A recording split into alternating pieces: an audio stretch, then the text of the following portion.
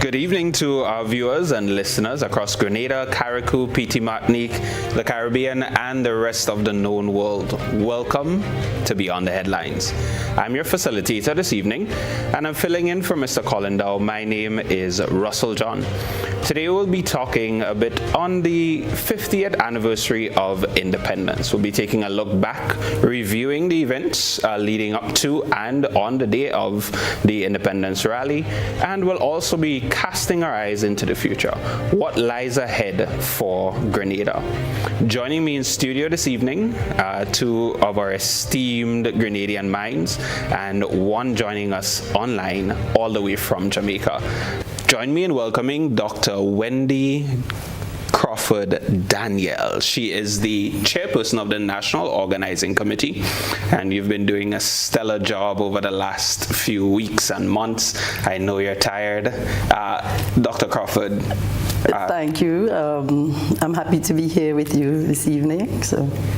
We're very happy to have you. Dr. Crawford, you are also an Anglican high school girl, correct? Oh, of course. Very proud of that. And joining you, Dr. Wendy Grenade, also an Anglican high school girl. Definitely. I think I would have been lynched by the AHS mob if I did not acknowledge that. Exactly. But Dr. Grenade is also the chairperson of the subcommittee on history, heritage, identity, and documentation. So you've been working really hard over the last few months as well. Yes. Joining us all the way from Jamaica is one of the perhaps one of the most brilliant minds that we have in Grenada. That's Dr. Candia Mitchell Hall. She's a lecturer in history, memory, Caribbean civilization at the University of the Caribbean, as well as UWI Mona campus. Dr. Hall, good evening. Good evening to you, Rob. Good evening to the viewers. Thanks for having me.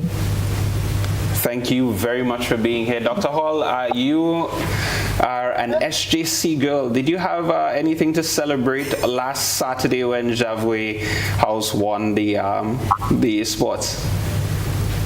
Oh, absolutely. I am SJC Grenville, and I always root for SJC, whether it's Grenville or St. George's, St. Joseph's Convent, all the way. We're always celebrating. We're celebrating independence. We're celebrating our small and big victories. And I'm there online, connected all the way from Jamaica with SJC. So we have proud alumni in the hall this evening. Thank you so much for joining us and taking the time out of your schedule to be here. And again, thank you so much, Dr. Wendy's, for being with us this evening. I know you guys have been working pretty hard. So I want to ask a question before we get into the meat of this evening's discussion. Let's go back to the 7th. It's the morning. You're getting dressed. You're getting prepared to head to the stadium. You get the opportunity to take anybody with you to witness the spectacle of the 50th. Who do you take, dead or alive, present or past? Who do you take and why? Oh my God, what a question. Really good question, because let me just say something. In the midst of all of the preparation, my mom passed away. And she was buried on the 23rd. But she was so involved and she was so taken up. She knew that song, she would dance, and unfortunately she got sick and died suddenly. And even during the period of the pre-February 7th activities, I kept saying to her, you just wait and see. I'm not going to expose what we have coming. You just wait, and you'll be there with me in the stadium, and you're going to get a treat. And then death came by and said that will not be the case. So even though I had that grief, I felt good because I know how much she would enjoy, and I know how much she's looking down, and you know, the excitement, and that she's seeing everything that's going on, and she's guiding this process. So I found that the morning of the 7th, I had an extra strength. Even in a time of grief, I had that. I felt I was just doing it for her. It's like, I know how much you would have enjoyed it, especially the drone show and the fireworks. I didn't expose all of that. I said, you will be in for a treat. You have to be there, so get ready. But God had other plans for her. Allow me to say, accept my sympathies, but I know for sure she would have been absolutely proud of what you and the team were able to produce on the 7th. She was already proud based just looking at the launch. She looked at it about 1,000,000 times. As often as they showed it, she was there looking at every single thing. So I know she's still looking. Excellent. Dr. Grenada, how about you? Yes, and I first must say thank you, Russell, and good evening to viewers and listeners. I'm really happy to be here. And Wendy, condolences again. And we did see your strength as a Grenadian and Caribbean woman. Through all the planning, we saw you stand strong, and we know that you'll continue to be guided by her. Also, to answer your question, my maternal grandmother, her name was Mildred Morgan, and she was very much at the forefront of the 1951 struggle. She told me a lot of stories about why she was so loyal to Eric Gary. And I wish that she was here to witness it all. And that is cruel. You know, I sat there and I thought of her because during this period, we heard a lot of revisiting of the role of Eric Gary. And I said, Granny would have been proud. So I would have been happy for her to be sitting right next to me. Yes. That's an excellent answer. I love the fact that we are looking back, and we're also looking forward. And the fact that you're able to be in the stadium witnessing all of this, and your mind goes back to these key figures in our lives at those times. It says a lot about the production and what it was able to evoke. So once again, hats off to you. Dr. Hall, I'd like to pitch that same question to you. Who would you, in your case, who would you have the watch party with? It'll definitely be my father, Franklin Chessie Mitchell, a nationalist, a patriot, so involved in the life of Grenada, and who taught me to love nation and to love history and memory and the importance of family. It would definitely have been Daddy. He would have been so proud to see Grenada celebrate 50 in such a spectacular, magnificent way. And you know, he would have said to me, I mean, we were part of it. We celebrated with nation, and we were seduced. You know, it was such a seduction to see Grenada spectacularized in this big way. You know, Grenada big up like this. And I know Daddy would have celebrated. He would have clapped. He would have been so proud to be in that definitive moment. And so, as you asked the question, I sort of thought back to my own formative understanding of nation, and it was through my father who said to me, you know, it's not what nation can do for you, my daughter. It's always what you can do for nation. You can contribute in your own small way. And when I saw the lights in particular, it's always something that I always spoke about. Grenada is often dark, not dark in a cultural way, but dark in terms of the physical landscape. And when I saw the lights, it's something that I used to talk with Daddy about. Said Grenada lights, really bright like I want that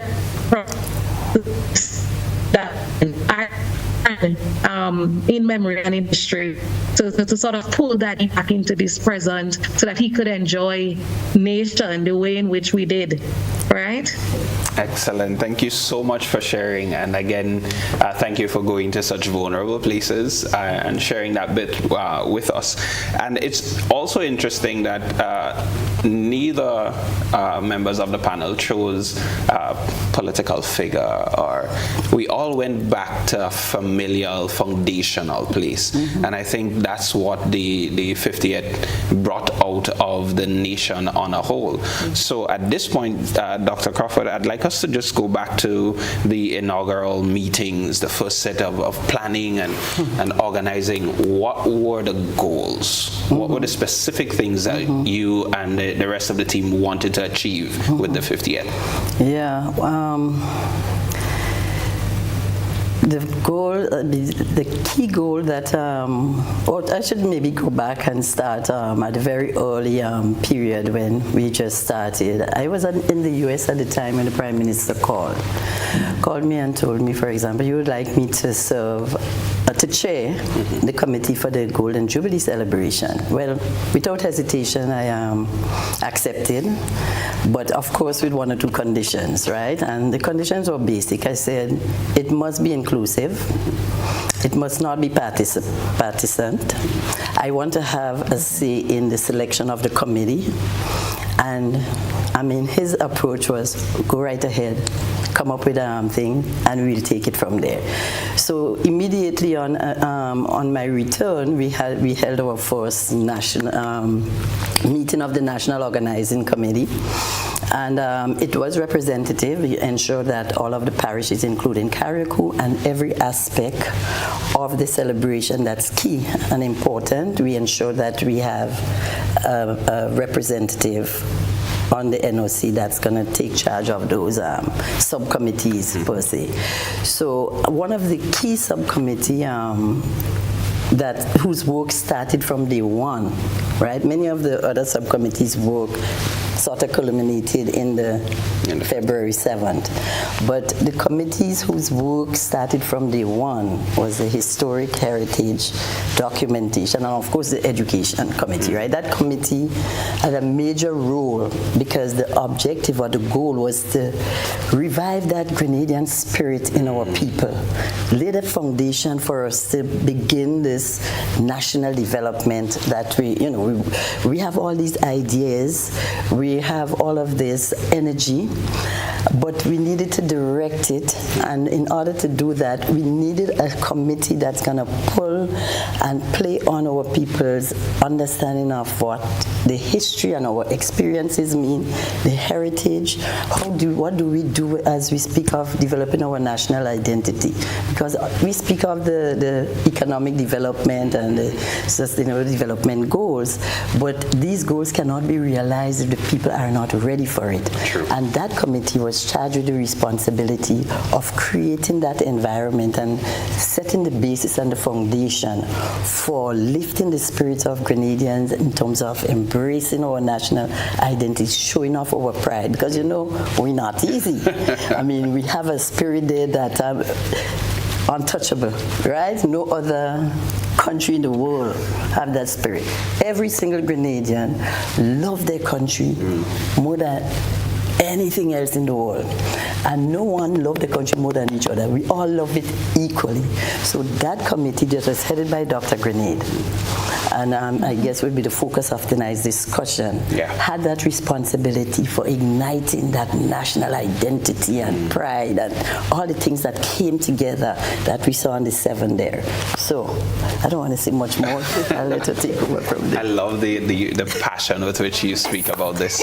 It almost evokes a sense of pride in me. It makes me want to jump and wave my Grenadian flag as well. But in light of that being the main goal, Dr. Crawford, Dr. Hall, I'd like you to weigh in here. Do you think that this was achieved, this ignition of nationhood and this spirit of the Grenadian people? Do you think we were able to achieve that last week? This is a process. Oh, who are you asking? I'll let Dr. Grenade begin and Dr. Hall will follow. Yes. No, this is a process, and I was quite humbled when they called me and asked me to chair the subcommittee. And I said to her, if this is a partisan event, I don't want to be part of it. But if it's a national event, I'll give it 110%. And I must say the members of the committee, the subcommittee, We have Sister Gloria P. in Banfield, who's a walk-in Google.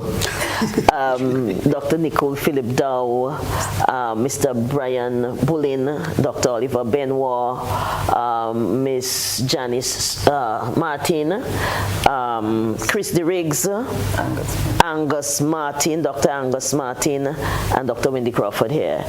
We brought in Dr. Candy Michelle Hall. She was part of the education working group, and then we roped her in. So we met several times in the last quarter of last year, and the objective was twofold: to sensitize the Grenadian population and the diaspora about the events surrounding the 7th. But of course, we also, one of the main goals was to ensure that we sustained the momentum after.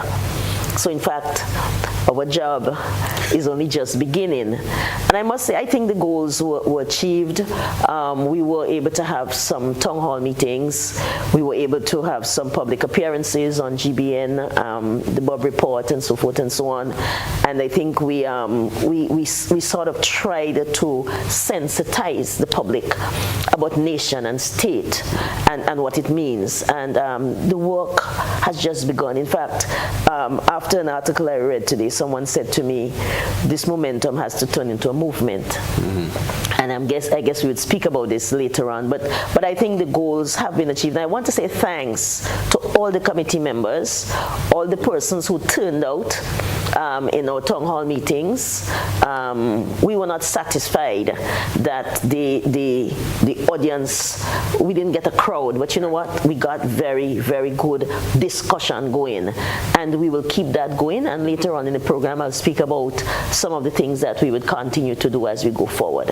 Excellent. Yeah. We're definitely looking forward to more of those discussions. I remember listening to folks like Ali Gill speaking about the discussions that took place at TAMCC when he was a child attending the school at the time. Mm-hmm. And so these discussions are certainly important, and so we look forward. Remind me to buy you some energy drinks for the road ahead. Yes. Dr. Hall, weigh in on this. Do you think we achieved that sense of ignition of the sense of nationhood?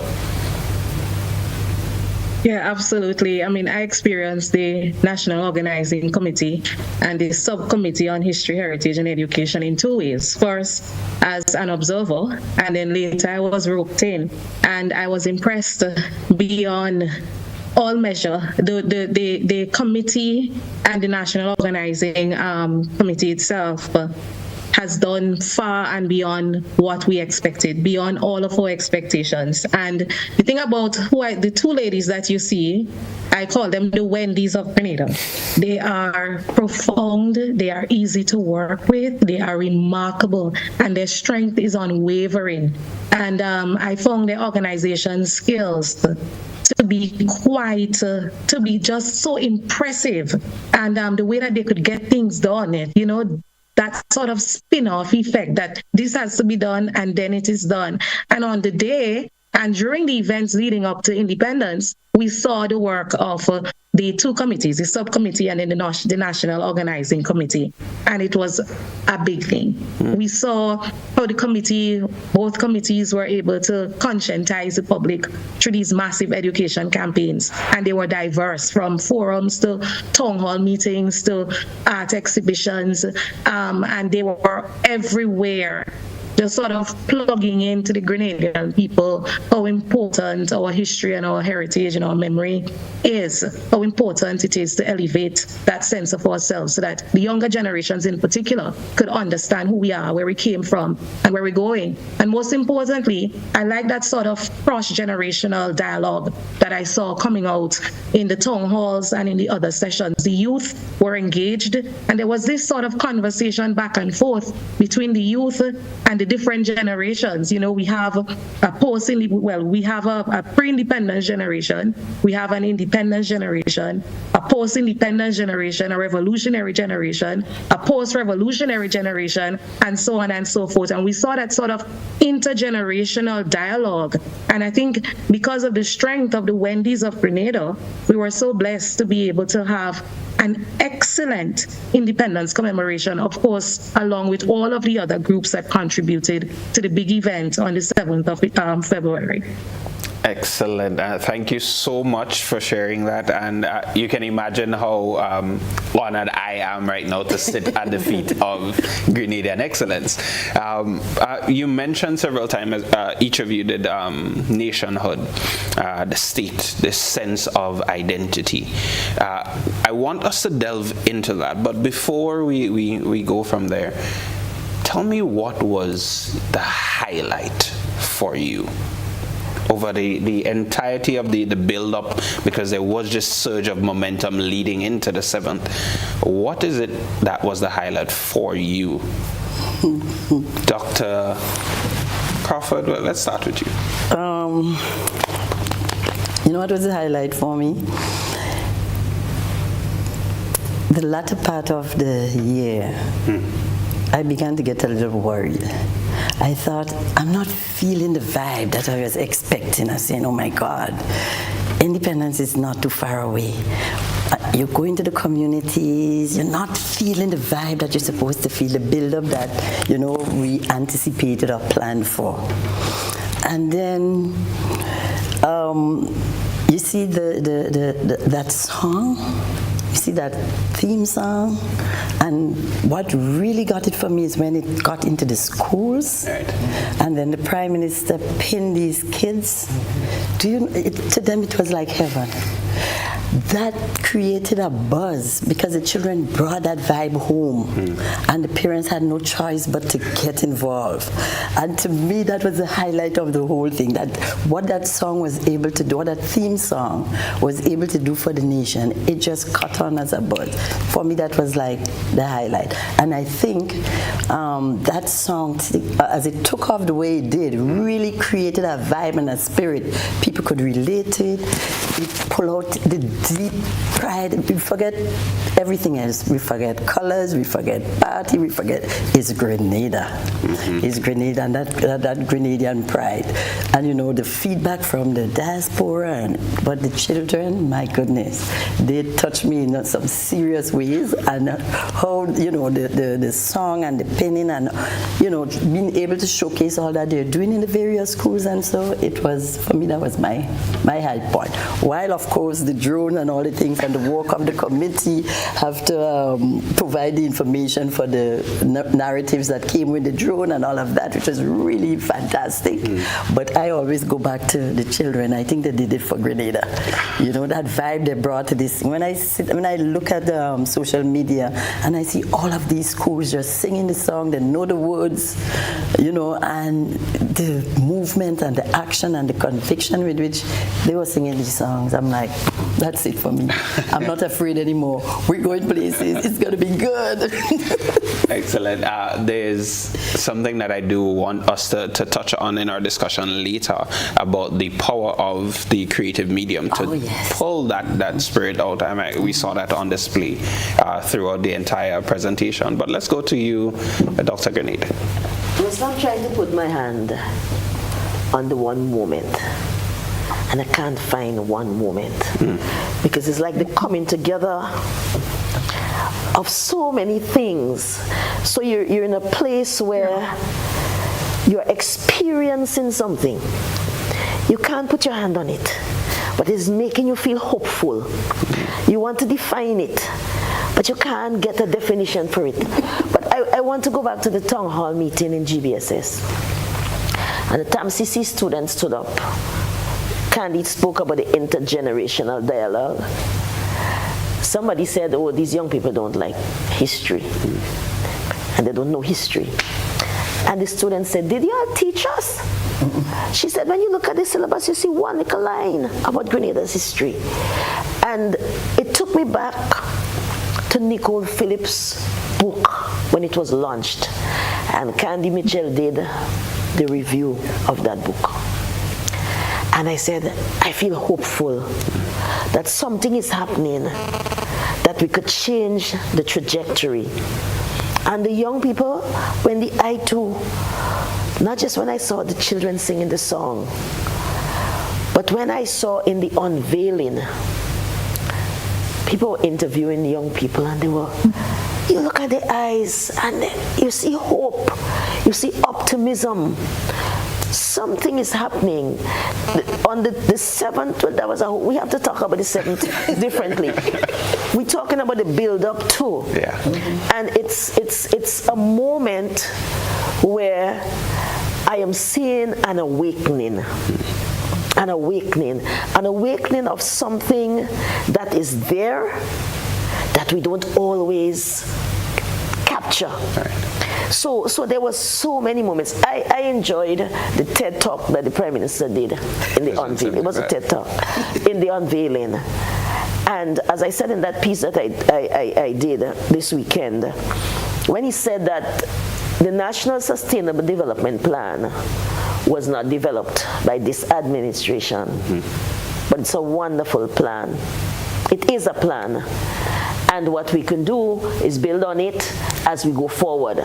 Yeah, it's not perfect, but it is a plan. And I said, typically politicians don't say that. True. And I felt hopeful that we're in a new kind of era, and we have to capitalize on it. You know, so I know I've not answered your question directly, but the whole season was a high point for me. Yeah.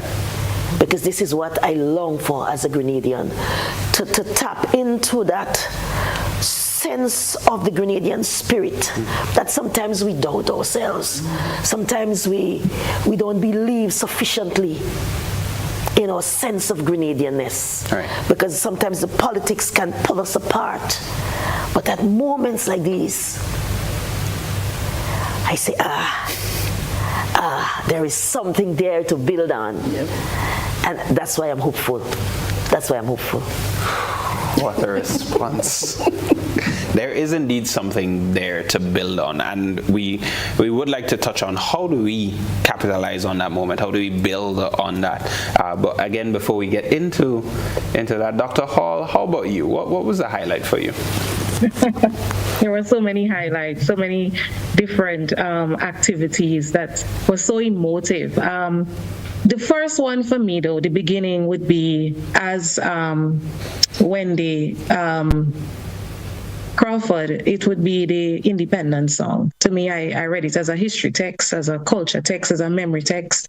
And the first time I heard it, I cried because I am part of the post-revolutionary generation. I did not experience that kind of nationalism, and it is something that I always felt that I lost. And I always felt that the hope and the possibility of what revolution represented, that generation never experienced it. But when I heard that independence song, Up From Here, I was moved to tears, and I would sometimes I would become very nostalgic for Grenada, because we're really in the throes of commemorating our nationness and our sense of identity, what makes us Grenadian. And I would listen to it, even in a moment where I feel as if, boy, I can't go a little longer. This day is so long.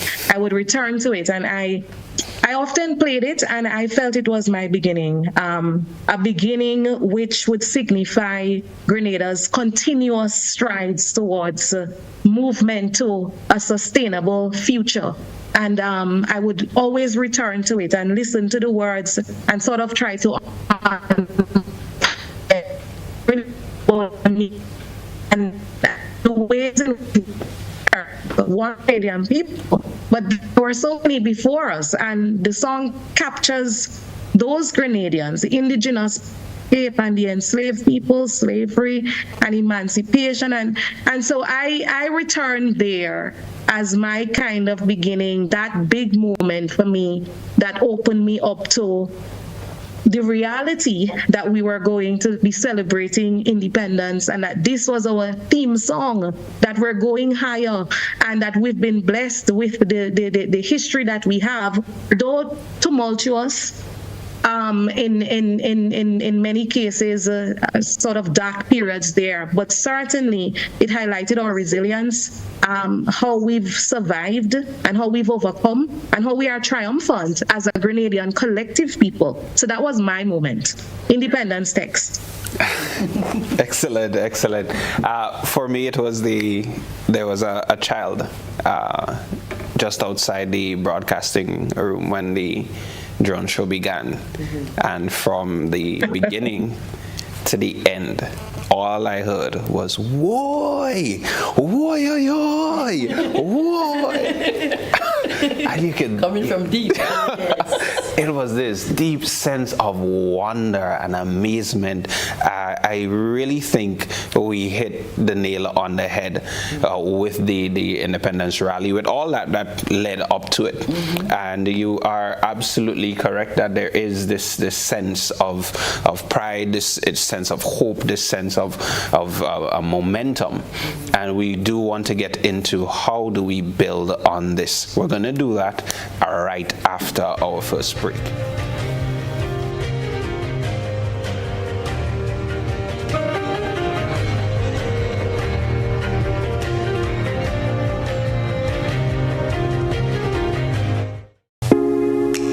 Agritech Limited Grenada is your one-stop shop for all your farming needs. We provide seeds and seedlings, pesticides, fertilizers, irrigation and water management systems, veterinary products, and a wide range of agricultural products and implements. Our staff is knowledgeable and ready to serve you. Call us on 435-9677 or 440-4460 or visit us in Happy Hill, St. George. We are open Monday to Saturday, 6 a.m. to 6 p.m. and on Sundays, 6 a.m. to 1 p.m. Agritech Limited Grenada. Come grow with us.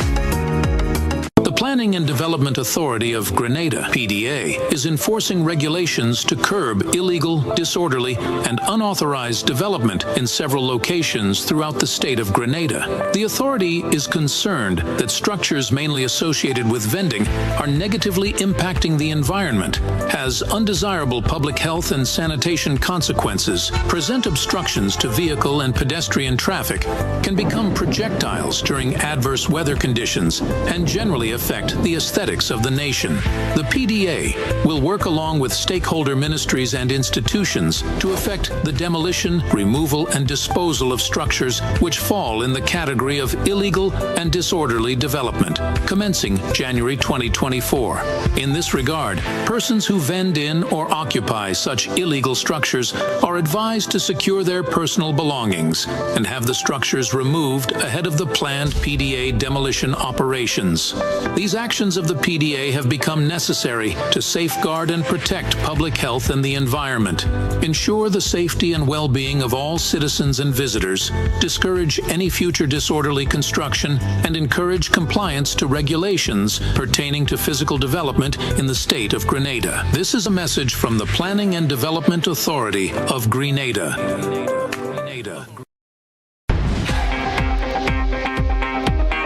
Blast Gaming is where dreams come true and jackpots are won. Dive into a world of delightful experiences and daring action. From the moment you step through the doors, have the time of your life, feel the energy, soak in the excitement, and let the good times roll. Blast is more than just a place to play. It's where friends socialize, cocktails flow, and a safe space for those who dream big and dare to have fun while doing it. Blast Gaming.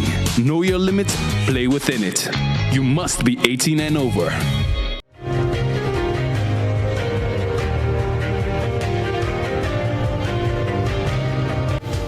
So welcome back. We're here with Dr. Grenade, Dr. Crawford Daniel, and Dr. Hall. We're discussing the 50th anniversary of independence. We did mention that we want to look at how we build on the momentum that we've managed to capture from the 7th. And Dr. Grenade, I'll start with you. I'd like you to go into that idea of nationhood, of Grenadian identity. Mm-hmm. And if we could pinpoint something that we as Grenadians can do tomorrow morning to start capitalizing on this sense of hope and pride that we have, what would that be? Okay. In terms of our Grenadian nationhood, I always say that on the 7th of February 1974, Grenada became a sovereign state. But the Grenadian nation was already there. The cultural nation, our language, our food, our way of being was there. And when we speak of one nation, it's, as I said in that article, it's not a homogeneous oneness, but what I like to call a tapestry of diversity that comes together with a common thread, that cultural nation that we saw on display on last Wednesday.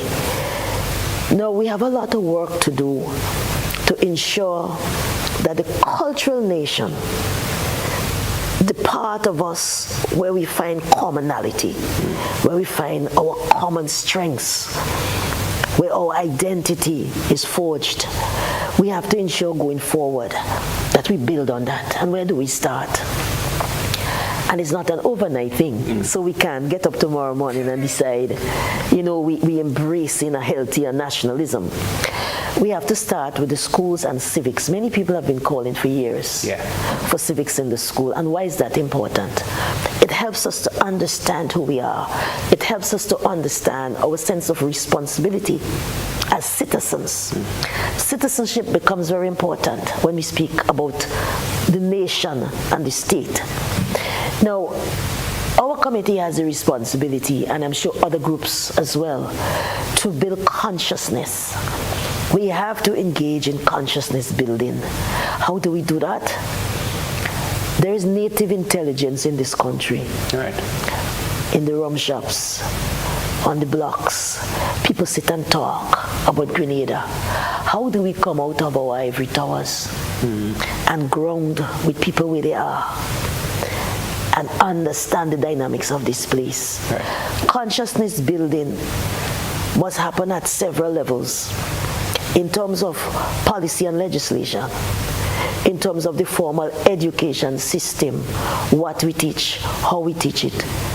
But in terms of public education, and we've done it before, we don't have to reinvent the wheels. I was happy when this committee dealt with the community level, the parishes. Right. And I like to call them parishes and not constituencies, because there's a connotation when you say constituency. That's true. I like to speak about parishes.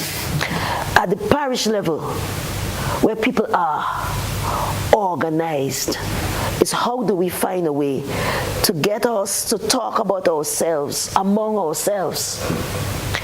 What can we do concretely? We have to ensure that every community center become a hub of learning, a space where we have cultural activities, where people have fun. We have to reignite a sense of community in Grenada, because this is where we have to capture the nation from the state sometimes. Because when we're thinking about government and state, and we're thinking about political parties and so forth and so on, we miss the point about who we are, because we define ourselves by our differences. When we define ourselves by the forces that bind us together. I remember, when we had Robert Blaze as Prime Minister every Friday night, and we used to mock him, but it was profound. He used to sing, "Bind us together, Lord. Bind us together with cords." Remember that? That cannot be broken. Candy too young to remember that. But if we define ourselves not by our differences, I wanted to put on a nice yellow shirt tonight. I like the shirt. But say, Lord, if I put on that, some people might turn off the TV. How do we get to the point where we could wear yellow or green and not imagine that we are defined by our differences? And part of the consciousness building is to move beyond that narrow, very unhealthy definition of who we are, and to become nationalists and patriots. Despite who was leading this country at this time, when the NI and Candy would have given 110% to this process. Because for us, it's not about how a political party would look, Right. but what Grenada means. And part of the consciousness building is about getting young people to understand that Grenada is important to all of us. We can choose to vote how we want, as we must. But after we have voted, how then do we exist in this country? How are resources allocated? What do we feel in terms of our attachment to homeland? What we felt, I was speaking to someone who was traveling back to the United States today, and we were in the Calypso show last night, and she was saying, she would cry to leave because there's an attachment that she felt. You know how many people come and buy land and house here because of what happened? Because there's a reigniting of the attachment to home. And this is what nation is about. It gives you a sense of belonging. It gives you a connectedness to something. And when you can't define it, you feel it. It's in your eyes. You love the place. And this is what our committee, and we have to broaden the committee, if I may say, because it must be broader and inclusive. Right. So that we have in every community building a movement. It cannot just be a momentum that then dies. How do we turn a momentum into a movement? And it's my very good friend Dolores Batiste that posted that today on Now Grenada, and I say, yes, I would quote her on this. We have to turn a momentum into a movement. And it's hard work. Right. It's hard work. It's not something that could happen overnight. So we can't get up tomorrow morning and say, we have a healthier nationalism. We have to work on it. And we have to be committed to it. And we would be discouraged sometimes when you go into the Luke cinema and you see 30 people when you expected much more. You'd feel discouraged. But in the midst of that, you still have to shake your shoulders and stand up and say, this is for the long haul. Right. Because we have to build something special with this place. And not overtalk. I don't think that's over-talking at all. That is profound.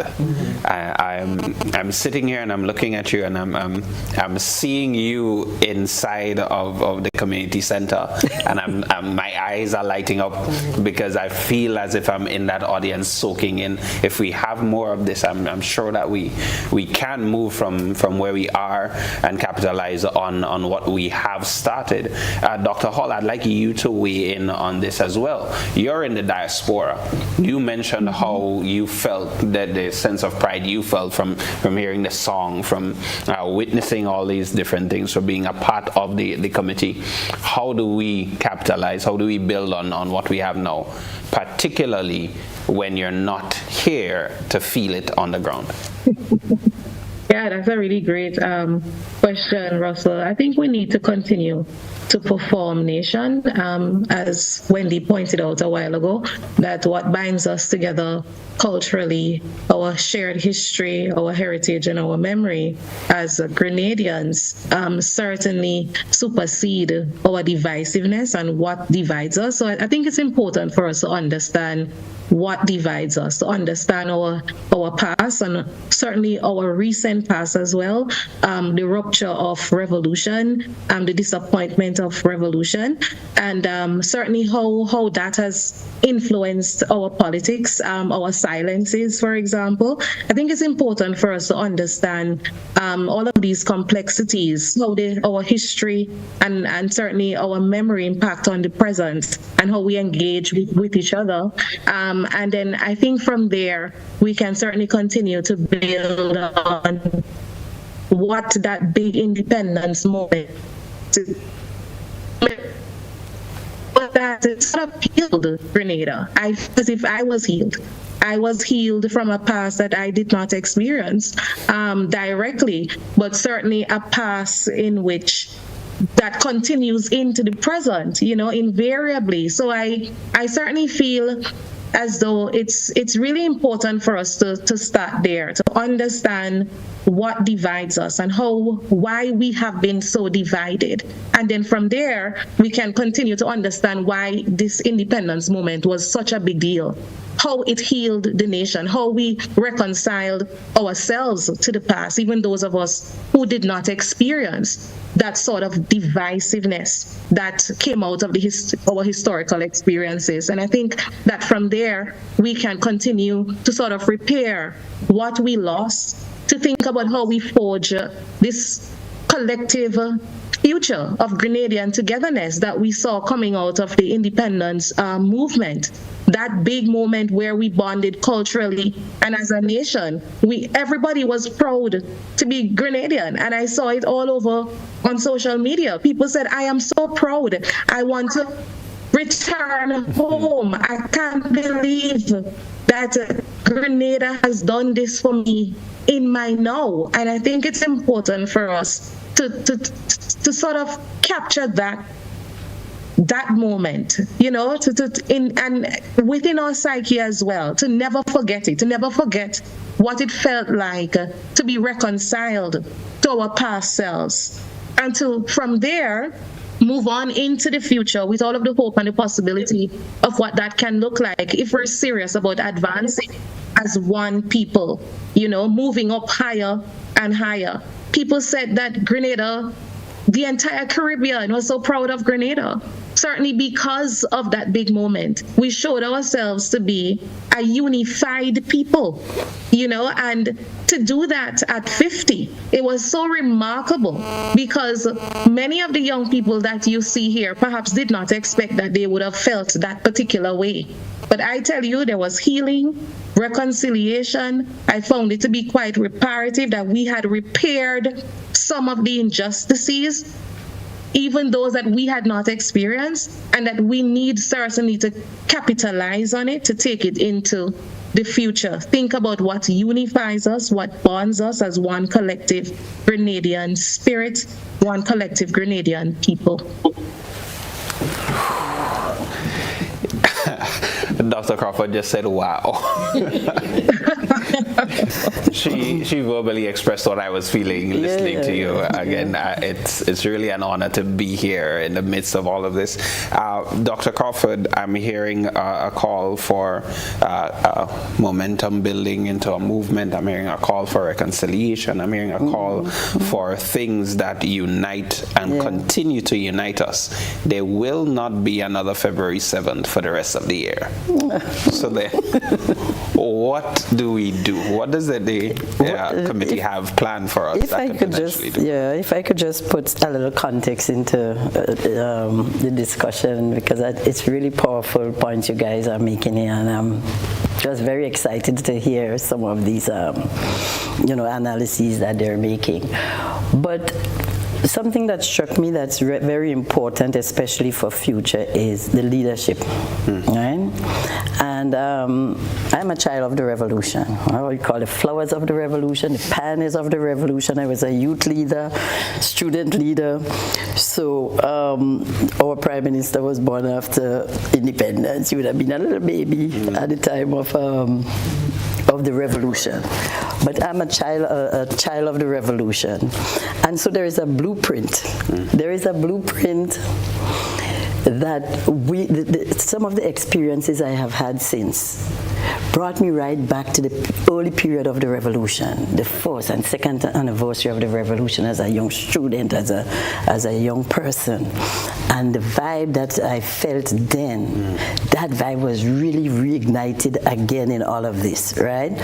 The desire to do something. Thousands of people were just calling, what can I do? I want to help. I want to volunteer. And that vibe, I felt even that we feel now, we had some of that during the revolution, lots of that during the revolution.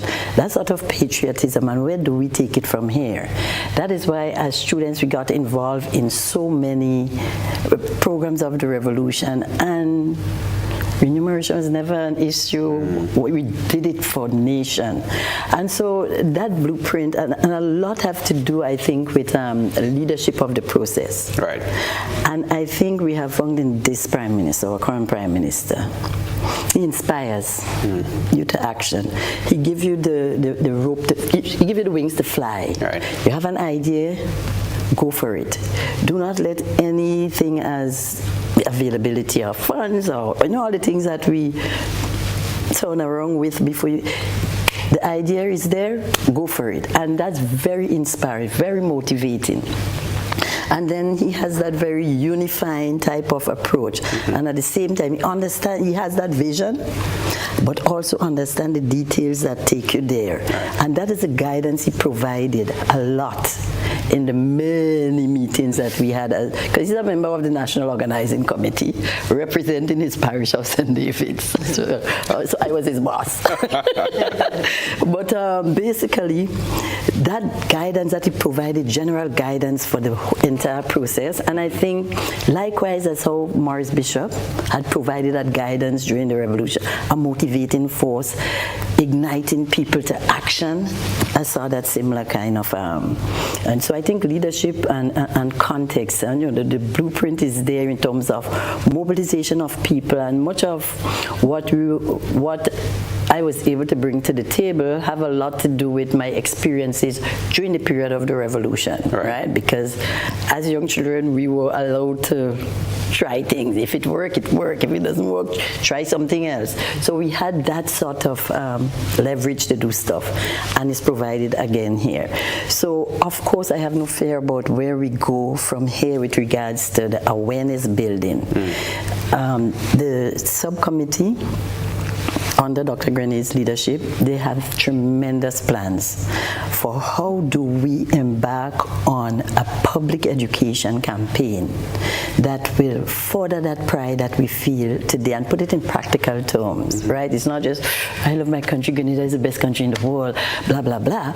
But now how do we ensure that that is manifested in what we used to do during the revolution? Community service. Right. Taking care of the elderly, cleaning our environment, not throwing things out of the bus when you or a moving vehicle, but a pride that comes with when you go to the market, not to see things just strewed about. I mean, I was disheartened at the Night of Folk, and I think it's something that we have to do something about. The Night of the Folk, I walked around, and outside of some of the stores, particularly the Indian stores, trash pile up. There must be an answer. We shouldn't be throwing out trash on every evening for things.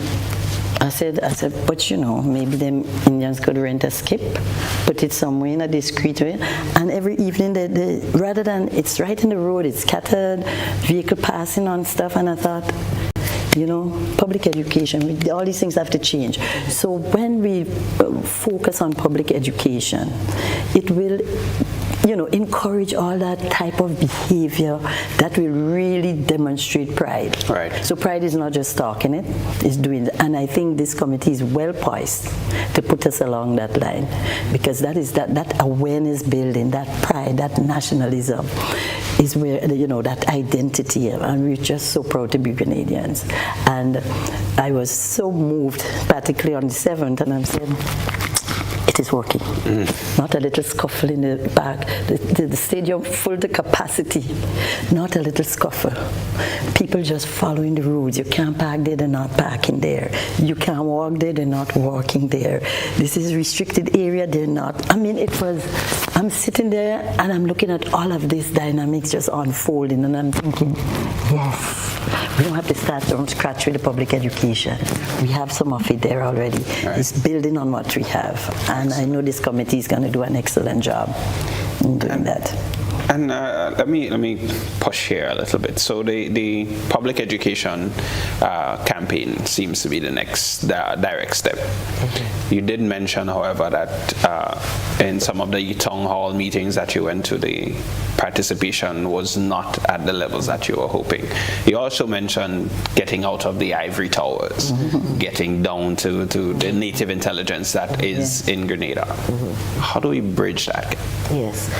Before I get to that question, I want to go back to something that Wendy said about the revolutionary period. And I think going forward, we have to learn the lessons. Yeah. Because in the first year, the second year, you had that, the voluntarism, the spirit, the fire. But there's something about when ideas govern a society. Whether it was in my grandmother's time, land for the landless, people feeling that somehow somebody is helping them to be freer than they are. Right. And we have to link that to what's happening globally. It was the anti-colonial fight.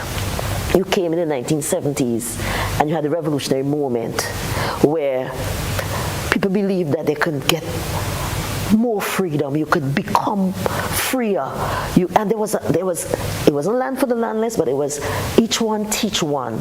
We learn together.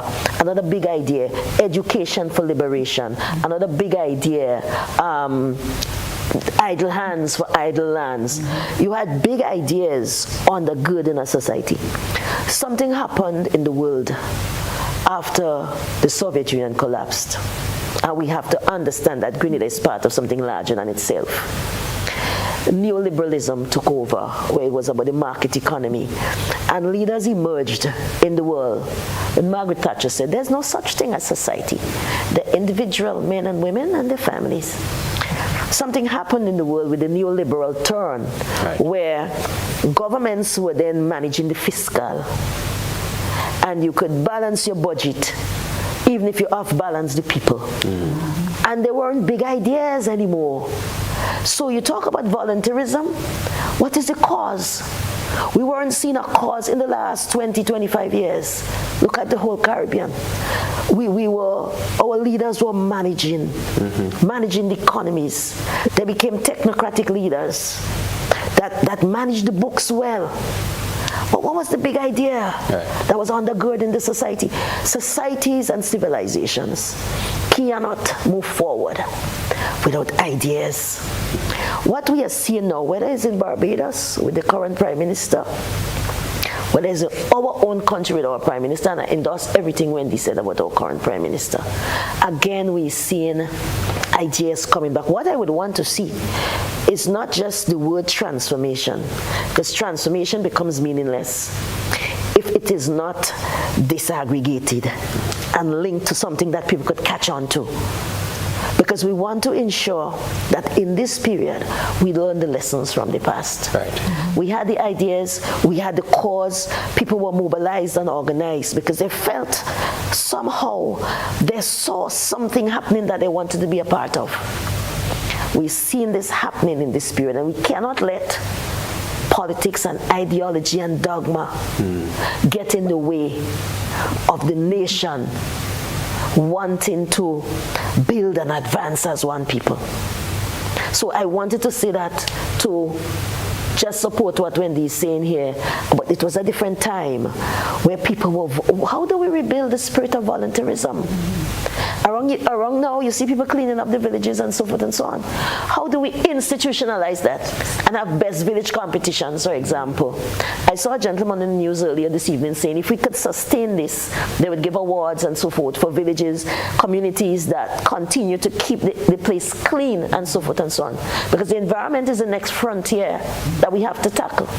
So in terms of the how, we are organizing a series of public education campaign, and in different ways. We have in a public lecture series. The first would be in St. Patrick. We are working through the dates because we want to ensure that we have enough time to mobilize and organize. So we have in Mr. Ali Gill will do the first inaugural public lecture for us. The second would be done by Candy Mitchell Hall. Akima Paul is doing the third. I will do one, and we're inviting other people to do others. So that is happening in the public lecture series. We also having the town hall meetings. And we having a virtual town hall meeting, one people, one journey, one future, voices from the diaspora. Because we want to be able to hear from Grenadians abroad what this all means. What does this moment mean? And how can you contribute as we shape the future? And I like to speak about a great Grenadian reset. How do we all ensure that in this great Grenadian reset, we play our part? So that town hall meeting virtually, and we've asked Akima Paul to moderate that for us, where we hear the voices from the diaspora. We're also having some interviews with a number of Grenadians, fisher folk, farmers, former politicians and so forth and so on, just to sit and talk and hear what this means and how do they see Grenada going forward. So then there is a conference, an academic conference, which we want to have with the difference, and I'll invite Candy to speak about that because she's chairing. Right. She's the chair of the conference committee. So we're doing a number of things that we hope, when taken together, we could start to make an impact in terms of how we build consciousness and how we keep the momentum alive and turn it into a movement for change. A movement for change. Excellent. So, Dr. Hall, I'd love to hear about that conference. So, we'll allow you to give us a bit on that, and then we'll take our next break. So, Dr. Hall? Oh, yes. Okay. So, on behalf of the Subcommittee for History, Heritage, and Education, I wish to invite all Grenadians to attend our academic conference slated for the 16th to the 18th of October 2024 under the theme Grenada at 50, Critical Reflections and Future Prospects. We're still welcoming abstracts, and we hope to have presentations from scholars, but not only scholars, activists, researchers, practitioners, policymakers, NGOs, students, whether from Grenada, the Caribbean, and the diaspora. We also wish to invite the business community to partner with us, because we are confident that your collaboration with the conference will prove to be mutually beneficial to all of us. And most importantly, that it will bring awareness of your brand, and your contribution to extending social memory and knowledge of Grenada to the wider community. The conference will receive coverage from the media, so any business in Grenada, in the Caribbean, interested in partnering with us would be spotlighted for making that sort of positive impact in the community. We will grapple with some broad questions on the social, political, and economic dimensions of our Grenadianness. And in terms of our themes, they include but are not limited to history and society, heritage, culture and identity, politics and governance, the Grenada Revolution, of course, as a standalone, Carriacou and Petit Martinique, economic development, education, migration and diaspora, social development, health, public administration and policy, and the environment.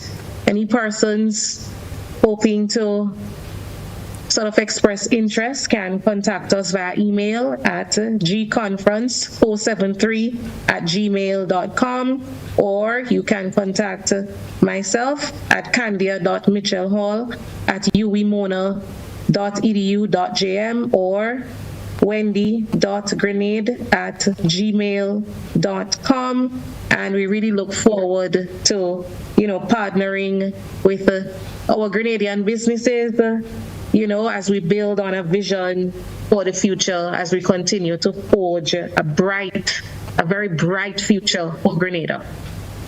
Thank you so much, Dr. Hall. Ladies and gentlemen, we're going to take our next break. When we get back, we'll open the phone lines.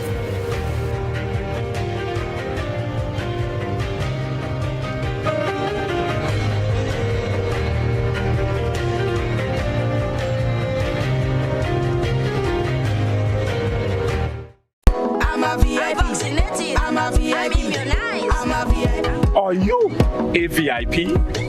Have you taken the necessary steps to safeguard your child's health? Let's get it right. Get your child on their vaccination schedule. Our national protection and coverage is our national priority. Our actions will impact Grenada's health and wellness.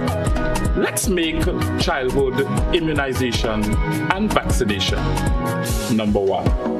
I am Senator Jonathan Lacroix, and I am a VIP champion. Let's make all our children VIPs, vaccinated, immunized, and protected. Let's all be VIP champions. A message from the Ministry of Health, Wellness and Religious Affairs, Be a VIP Childhood Vaccination and Immunization Campaign in collaboration with UNICEF and the Pan American Health Organization. Have you heard about the new Softweave bathroom tissue with total hygiene? As hygiene and safety have taken center stage, our bathroom tissue is now manufactured with 3 different technologies to offer the best protection for you and your family. UVC light technology for a safe and effective disinfection process, eliminating 99.9% of microorganisms. Also, production at high temperatures, killing all types of germs and bacteria. And it's pH controlled with delicate fibers to prevent irritation for even sensitive skin. Softweave Total Hygiene Bathroom Tissue. Available in supermarkets and shops island-wide. Visit Softweave Caribbean Facebook or Instagram pages for more information.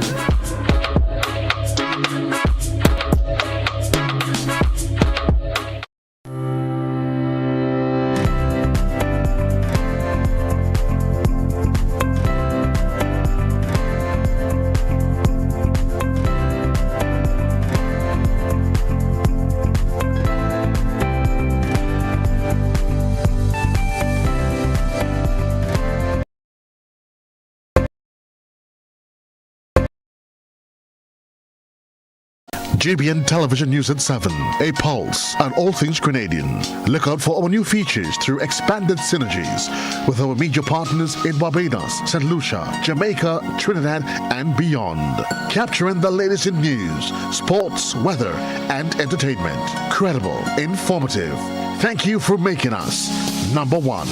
News at 7, live, Monday to Friday on GBN Television, Channel 7 and 11. K105.5 and 105.9, Hot 98.5 and 98.7, GBN Television Facebook page and YouTube channel, and www.gbn.gd. GBN, with you anywhere and everywhere.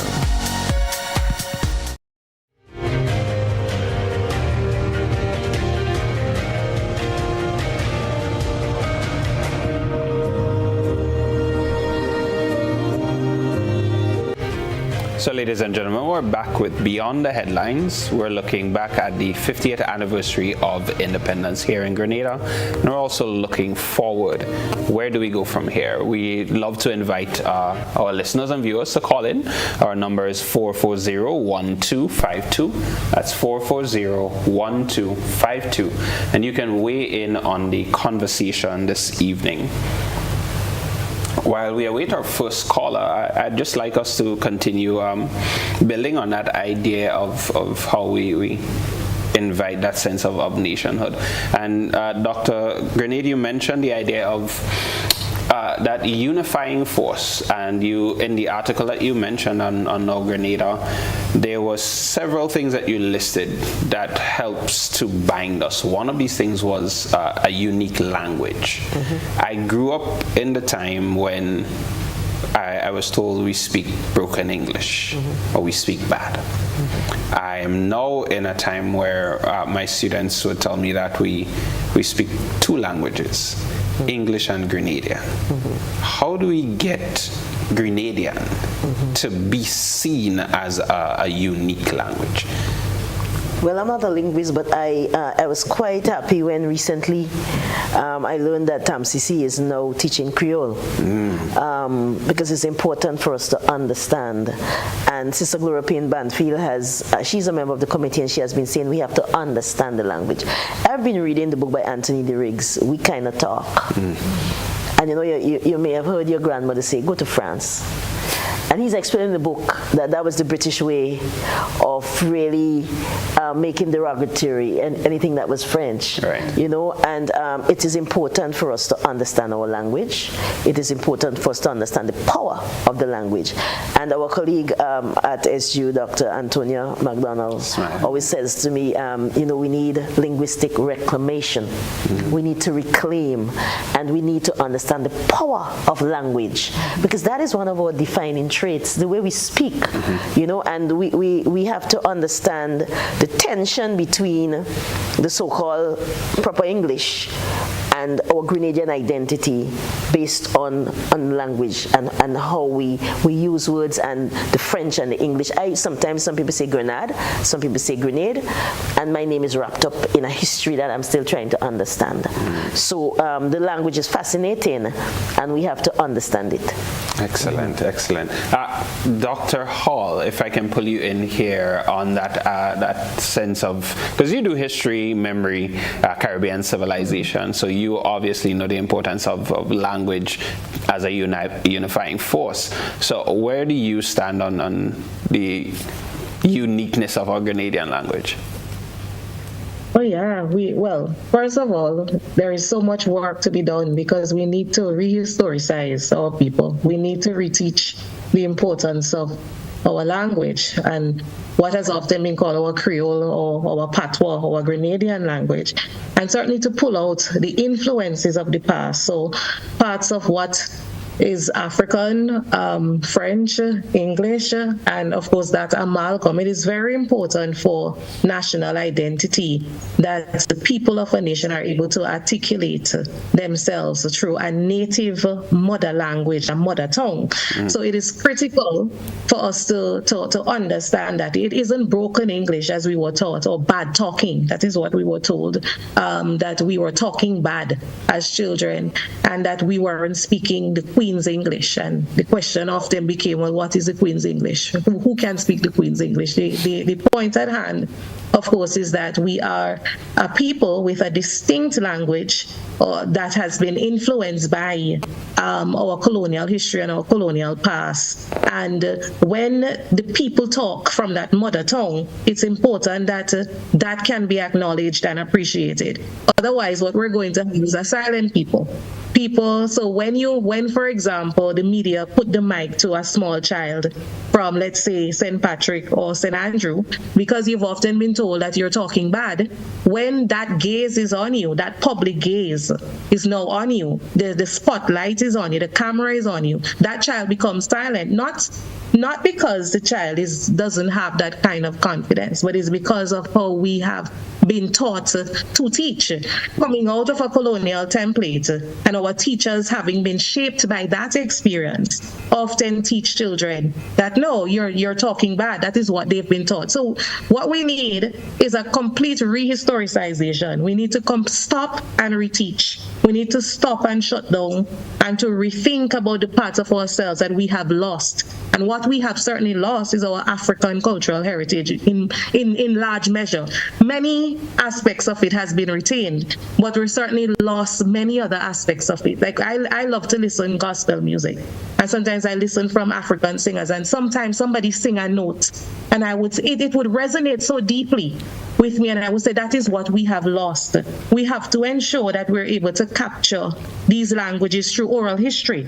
By some of our surviving centurions, we saw many at the independence commemoration in that centurion train, right? We have to do oral histories so that we can capture some of those memories, some of the languages, the structure, the phraseologies that we have lost, that our young people do not use, right? When something happens and you say bonjour, a young person may not understand that this is coming from, of course, the time when we were colonized by the French, but survived through the African enslaved peoples as well, right? So Good God, or jab, diable, and so on and so forth. So it's critical so that we could understand ourselves, and so that we could also, as Wendy was saying, reclaim the parts of ourselves that were demonized, because bad talking or talking non-English, using non-English conventions were considered to be bad talking. We have to reclaim that so that we could reclaim again all that we have lost, so we can understand ourselves as we're moving towards the future. Excellent. Thank you so much. And we actually have our first caller, so we'll take that caller. Go ahead, caller, you're live. Yes, good night, ladies and gentlemen. My contribution is like what I see right now, the togetherness and the painting up on the decoration of the village, with all the villages around. What I think we should follow up on right now, especially because it is in the dry season, a massive cleanup campaign. not just we have to call it, bring out things from below your house and in the back of the house. Bring out things and get organized trucks. Some areas where the people need assistance, you get a bobcat and you get even these small excavators to go in and pull out stuff and do things. There's a lot of things that accumulating in Grenada here, garbage, things that need to get rid of. We need to do that. We need to go back and do that. And we should have a campaign, a massive cleanup campaign every year during the dry time period. And if we do that for at least 3 years, we'll get things right. But that is necessary. Then another thing, whilst we're dealing with the communications, what I see we're lacking and we're failing at, we see it's not important, but we have to go back to the loudspeakers on top of vehicles going into the village, and when we have things and announcing them so that all over so the people can hear. We have to go back to that. It may look foolish and old-timey, but it will be very effective. A man is walking in his garden and he hear that, he's going to pay attention. Somebody in the house, they take it, pay attention. The carpenter walking, the mason somewhere, wearing landscaping somewhere because he's not home, and that passing the area, he's going to hear it. We don't depend on the technology alone. Ground troops is very good. We need to have all these things. And especially one of the things I should be backing up with. Most of the pedestrian crossing line, and these up right around Grenada should have been paid up and refreshed for this independence. There's lots of foreigners on the island. And these things need to do. Look, I'm a driver. I'm not a real senior citizen. But this painting of the sidewalk with the side walls all along the road with the white and black, that helped me to drive so better because you can see exactly when you're close to the side. That is very, very good. We should have that going all around the island for the most senior citizens that have to drive in the night. Thank you. Thank you so much for your contribution. I saw Dr. Crawford grab her notebook, so she's taking notes. Would any of you like to weigh in on caller's contribution? Could I? Yes. I really love the recommendations that you're making, and following the cleanup, I think we have already started thinking about the planting up of our bougainvillea plants all over Grenada, palm trees, etc., etc. So that's a major part of the whole cleanup, and it changes mindset. It just again live that consciousness and national pride. So thank you very much, caller. This is very helpful, and we will definitely bring it to the subcommittee that is responsible for the cleanup. Excellent. So we have another caller on the line. Go ahead, caller. You're live. Good evening, ladies and gentlemen.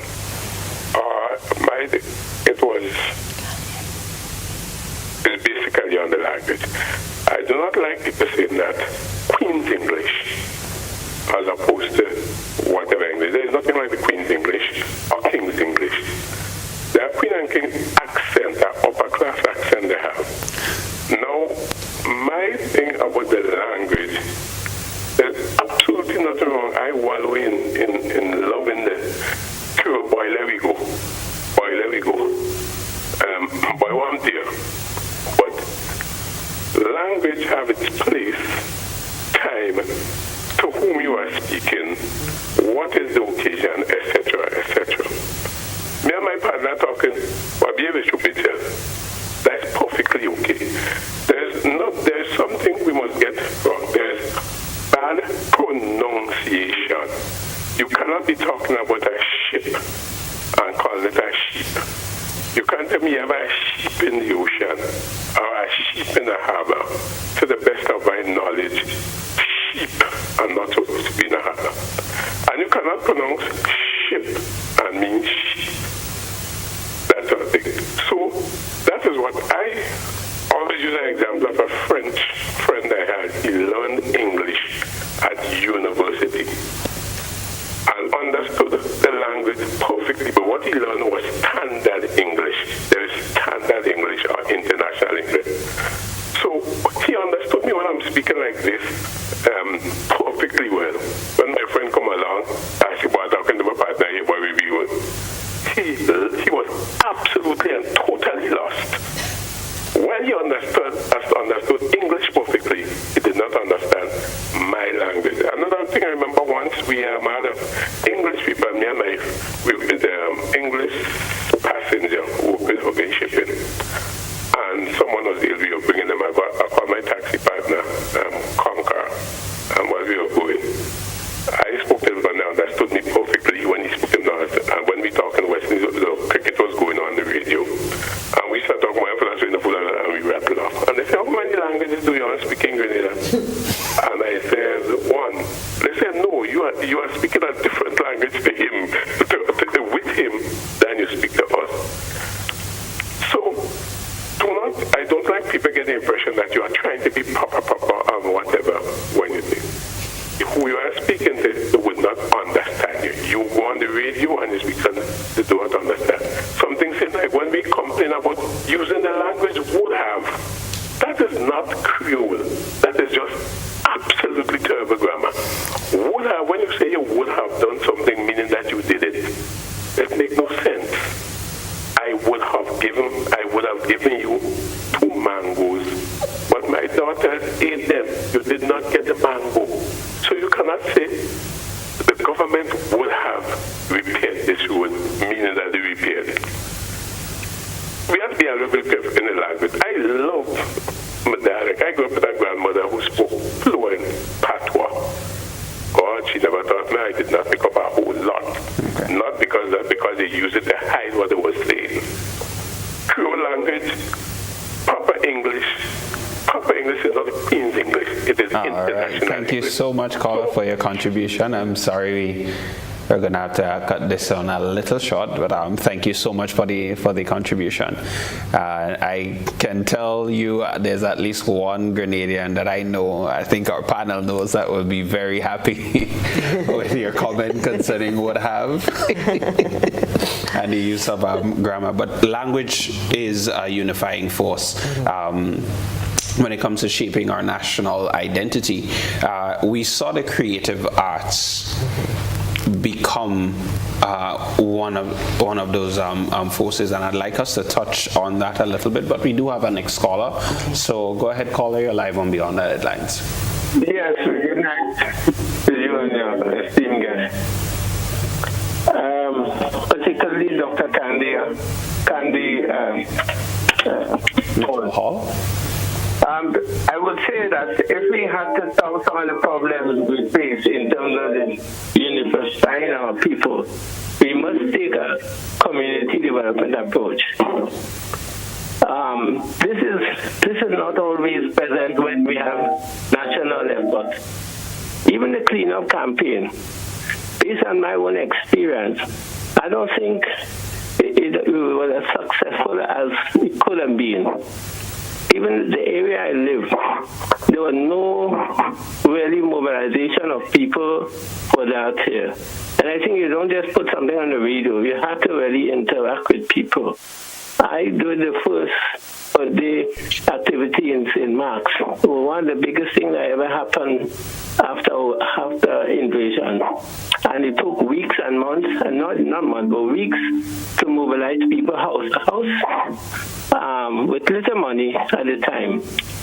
And it was one more success since then. So I think we really need to look at the community development approach. Then the other thing about, by the way, before I forget, I hope that we will in this year honor the late Clyde Bell Fund for his contribution. I hope the committee could find a way of honoring the late Clyde Bell. In terms of library, we need to do something in this year of the 50th anniversary to ensure that something is speeded up for the library. And finally,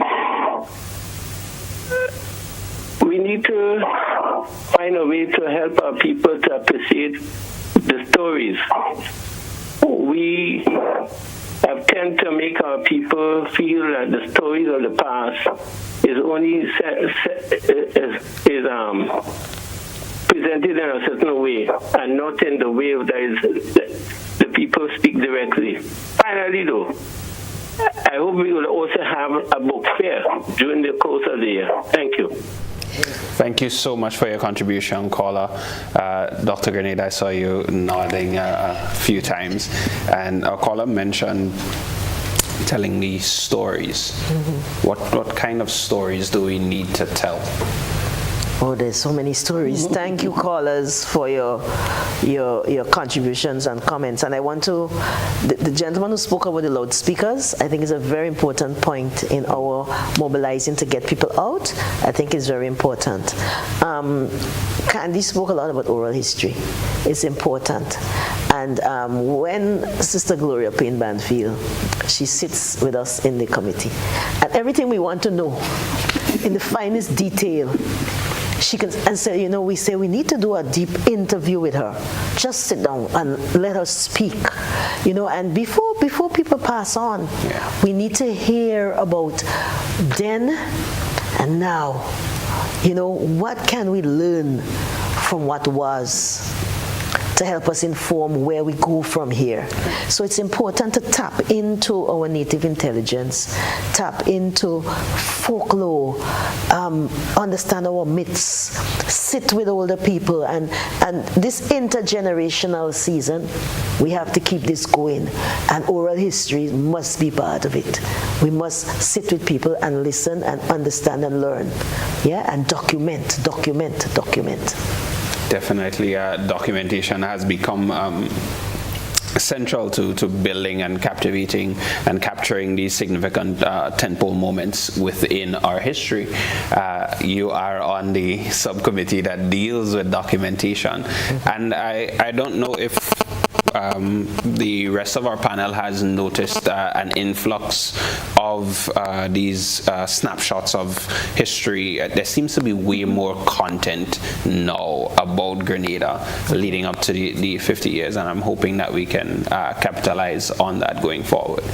We are just about out of time. It's been an absolute pleasure. We have just about 5 minutes left, so if there's any callers that want to call in, you have just about 5 more minutes, but we are going to prepare to wrap up. And so I'd like us to just touch on the power of the centrality of the cultural and creative arts towards this building of national identity and Grenadianness, and how we can utilize that going forward.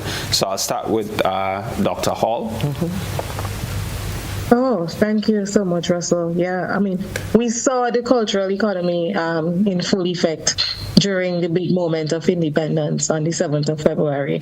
Drone technology, Grenada lit, and we saw the creativity of our Grenadian people. We saw how drone technology was used to tell the story of our Grenadian people and our human experience across time and space. And I think there is certainly a space for Grenadianness in terms of our cultural creativity moving forward. We have a lot to offer. We saw the nutmeg sweet, for example. I mean, that was such a beautiful rendition.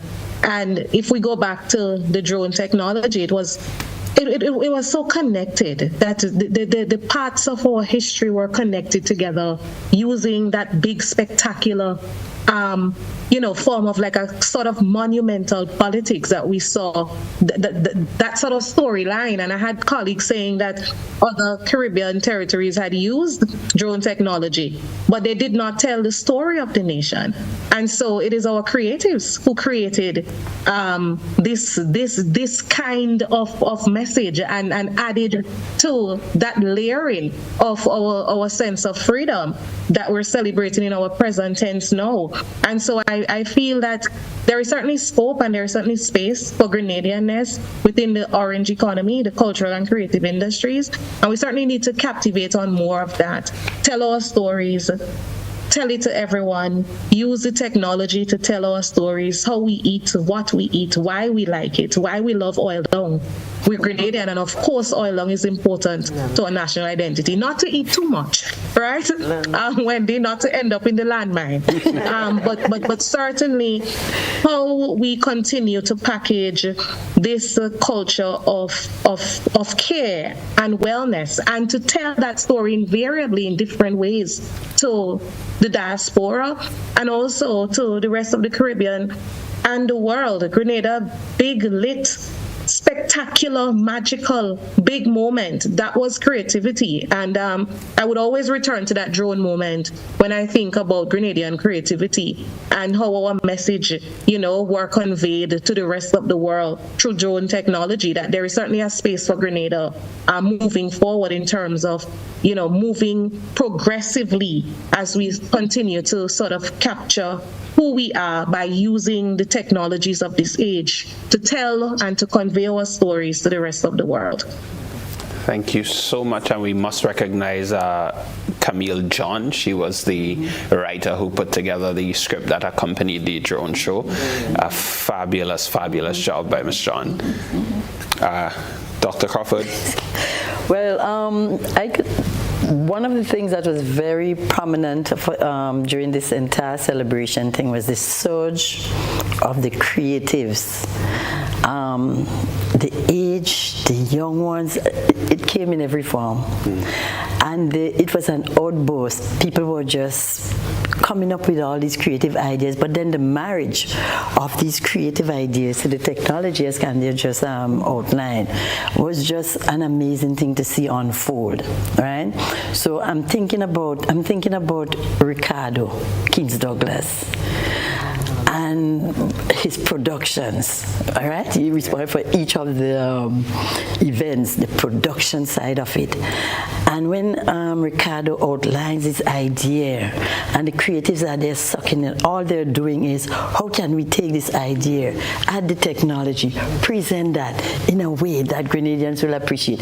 It was an amazing experience to see all of these different groups coming together in every aspect of the celebration.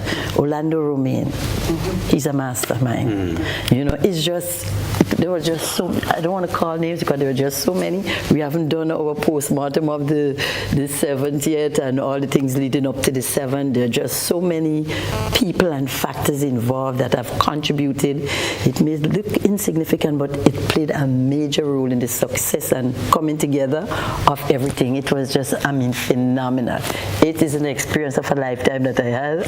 It's going to live with me throughout, and I'm definitely going to pass on some of that for my generations to come. So definitely was amazing. So the creatives, they have really shaped what this looked like, and how the combination of the creative ideas and so with the technology, we struck gold. So Dr. Grenady will do our closing. When we think about what it means to be independent, there is still a dichotomy between our political independence and our economic dependency. Right. But why I feel hopeful? Because when I think about, economists would argue that size is a constraint to growth. But with the creative economy, the orange economy, we are not constrained because there are no boundaries to our imagination. Mm-hmm. There are no boundaries and no territoriality to our thinking and our capacity to imagine and create. So as we compete globally, as Grenada and as the Caribbean, the services economy and the creative economy becomes that driver to take us into the 21st century. Mm-hmm. Because when we're producing nutmeg, cocoa, and bananas, we can say, economies of scale. We have diseconomies of scale. But as we think about changing the political economy, as we must, because if we have to reconcile our economic dependence and our political independence to make sense of it, we have to get a new political economy. And the creative industry gave me hope. From Unleash last year, when I saw creativity in this country, I became hopeful. And then when, in the last week, I saw the outburst, I said, there is something dynamic here that we must capture. And I am optimistic that the creative economy will help to propel us to change our political economy model so that we could create, we could imagine and reimagine who we are and monetize it. Because we are not just engaging in the creative industry because we want to say we have talent and we could create and we could produce. We want to generate wealth and intergenerational wealth with our talent. So what does that mean? Intellectual property, we have to understand. We have to understand how we claim our talent and how we monetize it. And I am very, very hopeful, Russell, that we are onto something big. Small country, they say, but standing tall. Standing tall in this world. Little but the Jamaicans say we talawa, and we claim it too. And we want to really celebrate. And we did not sufficiently say thanks to all of the Grenadians who came out at home and abroad and celebrated our Golden Jubilee. It was a moment that we felt something that was inside of our being. Our collective Grenadian spirit came alive. And we want to keep the momentum going and build a movement that would ensure that the people on that train 50 years from now would be in a better Grenada than the one we inherited. Thank you so much, and what a way for us to culminate our discussion this evening. Yeah. Thank you so much, Doctors Grenade, Hall, and Crawford Daniel, for joining us. This has been Beyond the Headlines. I've been your host, Russell John. Good evening. Good evening.